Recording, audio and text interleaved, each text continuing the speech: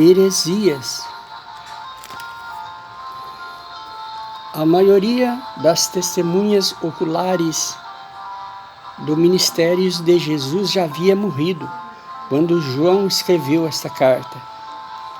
Algumas pessoas da segunda e terceira geração de cristãos começaram a ter dúvida sobre o que havia aprendido a respeito de Jesus.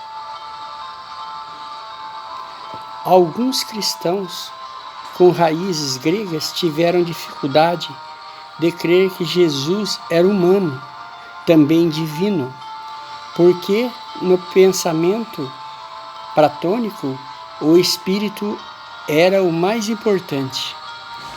O corpo era apenas uma prisão da qual se desejava fugir.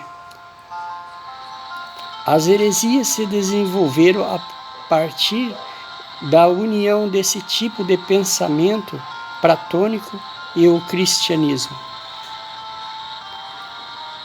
Um falso ensinamento, particularmente difundido mais tarde, chamado de docetismo, da palavra grega doceo, que significa parecer, sustentava que Jesus era realmente um espírito que somente parecia ter um corpo físico.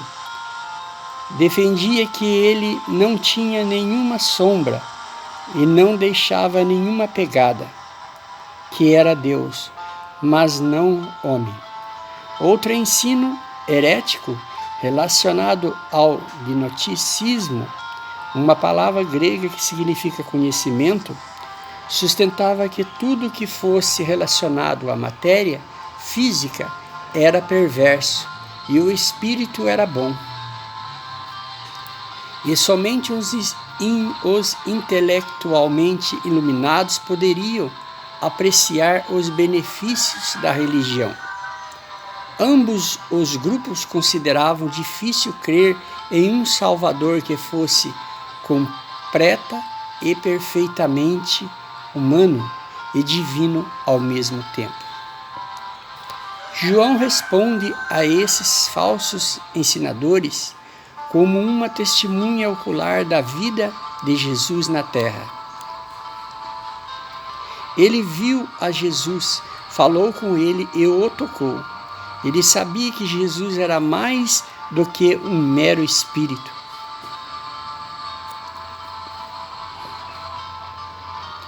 Na primeira frase de sua carta, João estabelece que Jesus estava vivo antes do início do mundo e também que ele viveu como um homem em meio aos homens e mulheres.